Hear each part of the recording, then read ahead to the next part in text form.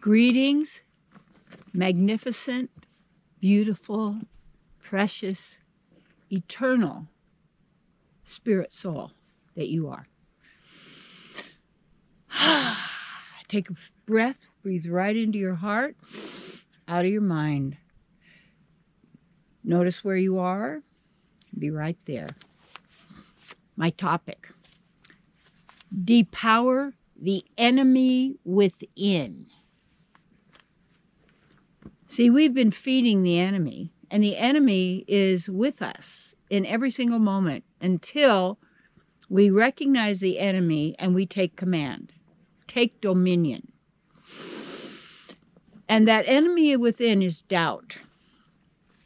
Doubt in yourself, doubt in the divine God, doubt in good, doubt in who you are, doubt that it's possible. And what does that mean? That you're believing something else that you don't doubt, that you give your faith to, that you give your power to, that you give your energy to, that you give life to because you say it is life, because you're the giver of life, because life is who you are. Yes. Take a nice deep breath. Oh, when it's cold out here, my nose runs. So then I'm going, because it's just what happens. It's probably just cleaning, but I apologize. Anyway, depower the enemy within. And the whole thing you've heard probably divide and conquer, because that's how most wars operate, and the war within yourself. And that is that, I call that the Battle of Armageddon, because it is the battle between either trusting yourself or trusting the mind. And the mind, those thoughts, those beliefs, those concepts, those ideals, whatever you've been taught to believe is valuable and important in this world in order to get along and go along and be successful and, survive, and all of this causes conflict within yourself. And that means that you're in conflict with your own divine nature. There was a kind of a sad story and probably has happened many, many times. But it was a story about a little boy who had raised his sheep, his little lamb. He loved his little lammy, and he raised it all those years, and then went to the fair, and then it won the prize, and they said, oh, good, now we have to sell it because they're going to kill it. And it was like the little boy, and maybe he was told he had to kill it himself. I don't know. This is so terrible for people. And to make him strong, make him a man, you have to, I'm right. That so damaged that person. And when I heard that was a man who had become a vegetarian, and he was sharing the pain and the sorrow to have to kill his little sweet little lammy, just like it wouldn't matter who it was and what it was. And you get pictures of these people, they think they're so brave killing an elephant or a tiger or a lion or something. There's just gross, pathetic, pitiful activity. And how you depower that enemy from within is you stop trusting concepts, what you've been taught, what people tell you is true. You stop trying to change who you are to fit, to belong, to be acceptable.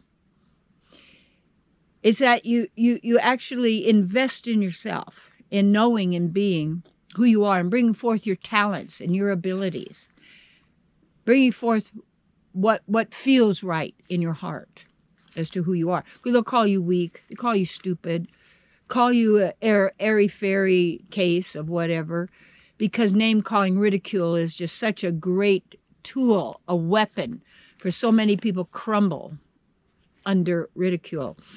That's another enemy. And that word ridicule or ridiculous means, if you pronounce it a different way, ridicule us. Ridiculous, ridicule us. Pronounce the words in a different way, different phonetics, and begin to tell you how this is built and what's actually taking place in the language. Depower the enemy from within. And how you do that, you have to notice what the enemy is. Who's talking you out of being who you are? Who's convincing you to be miserable and terrified all the time? Who is it is telling you you're no good and you're not beautiful enough, you're not smart enough, you're not strong enough, you're not capable, you don't have enough money, you don't have enough power, you don't have enough of this or that? Everybody liked everybody. And you've had all these 3 strikes or whatever. What do you mean 3 strikes and you're out? That's stupid. That's baseball game. And who's making the strikes? And it's a strike? It's a hit? What is this? This is such a foreign place, and you might say, that is so appears so against who we are, that it's so important to get into nature where there's still integrity, where you could, and why are people so in love with their dogs and cats? Because basically that they're not judging. You can be who you are. But it's more than that. That people don't think they have relationships, but they're just texting, and they have all these so-called friends out there that they're blabbing everything to and everything every way. And so trying so hard to make it and to be popular and to have friends and get a thumbs up. And, it's on and on. It's just relentless. It's the enemy driving that person, exhausting that person. They can't sleep. They're abusing themselves constantly about what a loser they are. And as soon as you're going to do something, oh, you can't do it. It's too many people. There are already so many people out there doing that. You might as well not even try, because you're never going to. No, you need to do that because that's what you do. You need to sing that song because that's what you do. You need to write because that's what you do. You need to make that painting and do that sculpture because that's what you do. You need to counsel and work with people because that's what you do. This is who you are.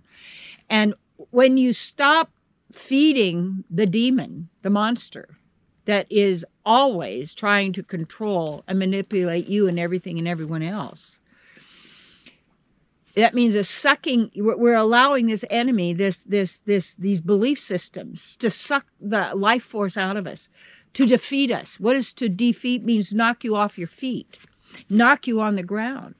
Okay. When you're ready, like when I'm barefooted outside and climb, and I'm ready. If I'm going to, and I could fall 20 times a day or start to, but I always catch myself because you're ready, you're balanced, you're centered. And notice how much more energy you'd have is you stop wallowing in self-pity, or stop hating people, or grudges, and I'm going to get even, and just infuriates me because this is what good does that do? Do something. Don't just emotionalize it and drown in this. You have an eternal existence. This is who you are. And sooner or later, you got to know who you are. But what happens is all the suffering that goes on until a person does. And where does the suffering coming about? From our own mind. And from the minds of others, also feeding that because they're suffering and full of hate for themselves and hate for everybody else and hate for God. And let me kill and let me hate and all that. What's the issues? How are you working for the betterment of the quality of a human life or an animal life? And what could be better than being in nature? Clean water, clean air. Good food and nutritious in this realm. And when you take your power back, that means you stop torturing yourself. Stop self-abuse.